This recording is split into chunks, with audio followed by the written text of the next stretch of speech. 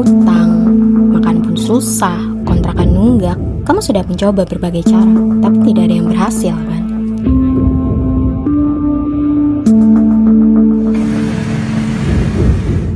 Dengan uang ini, jalan keluar yang Tuhan berikan saat semua pintu tertutup, dan satu-satunya harga yang harus kamu bayar adalah keadilan.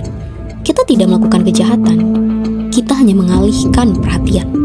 Orang itu, dia memang pantas mendapatkannya bukan? Dia yang menyebabkan penderitaan bukan? Ambil uang ini dan lepaskan beban. Di mata hukum, penganjur adalah dalang di balik bayangan. Ia adalah orang yang sengaja menimbulkan niat pada diri orang lain untuk melakukan tindak pidana. Konsepnya ketika penganjur dipidana sama dengan pelaku material karena dialah yang menguasai kehendak dan menentukan terjadinya kejahatan. Dasar hukum yang tercantum dalam pasal 55 ayat 1 angka 2 KUHP lama dan pasal 24 ayat 1B Undang-Undang Nomor 1 Tahun 2023 pada KUHP baru yang mengatur tentang turut serta melakukan tindak pidana di mana salah satunya adalah menganjurkan atau membujuk. Perbandingan norma dapat dilihat dalam KUHP lama yang merupakan warisan kolonial bersifat cenderung retributif. Fokus pada penghukuman yang setimpal. Pengaturan penganjur relatif sama, yakni menekankan pada alat bujukan seperti janji, penyalahgunaan kekuasaan, dan sebagainya untuk menimbulkan niat. Sedangkan KUHP baru menggeser paradigma ke arah korektif, restoratif, dan rehabilitatif. Meskipun pengaturan intinya tetap sama, semangat pembaruannya adalah menyeimbangkan keadilan bagi korban dan rehabilitasi pelaku.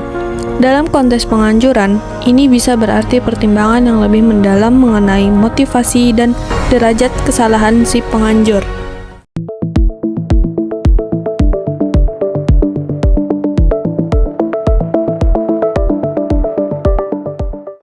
Inti persoalan pertama terletak pada diri si penganjur. Niatnya haruslah jelas dan memiliki kehendak yang pasti agar tindak pidana tertentu benar-benar terwujud oleh tangan orang lain. Penganjur inilah yang menjadi dalang, yang secara sadar menghendaki kejahatan itu meletus. Namun, niat saja tidak cukup. Untuk menggerakkan pelaku material, si penganjur wajib menggunakan alat bujukan yang sah menurut undang-undang. Ajakan tersebut harus berwujud sesuatu yang manipulatif dan berpengaruh kuat, bisa berupa pemberian harta, janji imbalan yang menggiurkan, menggunakan kekerasan atau ancaman yang menakutkan, atau bahkan dengan cara penyesatan yang membuat korban tidak menyadari bahwa ia sedang diarahkan pada sebuah kejahatan. Tanpa salah satu dari alat-alat ini, maka perbuatan tersebut tidak bisa disebut penganjuran, melainkan hanya ajakan biasa. Titik fokus ketiga beralih kepada si pelaku material, orang yang melaksanakan perbuatan pidana di lapangan. Meskipun ia adalah pion yang digerakkan, ia harus tetap memiliki kehendak bebas saat melakukan kejahatan, walaupun kehendaknya itu timbul akibat pengaruh bujukan.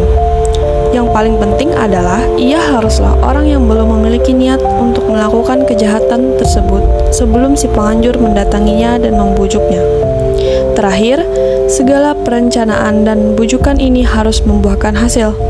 Perbuatan pidana yang dimaksud harus benar-benar terjadi, atau setidaknya telah mencapai tahap percobaan kejahatan yang dapat dihukum.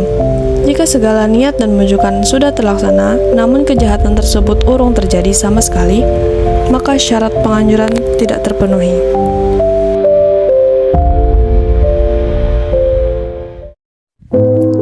Adapun contoh kasusnya yaitu seorang rentenir berpengaruh yang tahu bahwa seorang debiturnya sedang terhimpit utang dan ancaman kehilangan aset. Rentenir ini menggunakan ancaman sekaligus memberikan janji atau pemberian agar debitur mau melakukan penganiayaan berat terhadap rival bisnis rentenir. Debitur pun menyetujui karena merasa tidak memiliki pilihan.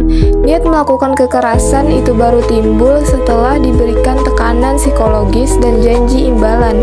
Ini adalah manipulasi kehendak bebas dan penyalahgunaan dari posisi seorang rentenir. Hukum pidana tidak membiarkan penganjur lolos, karena kejahatan sejati seringkali bukanlah pada tangan yang berlumuran darah, melainkan pada bisikan yang meracuni jiwa.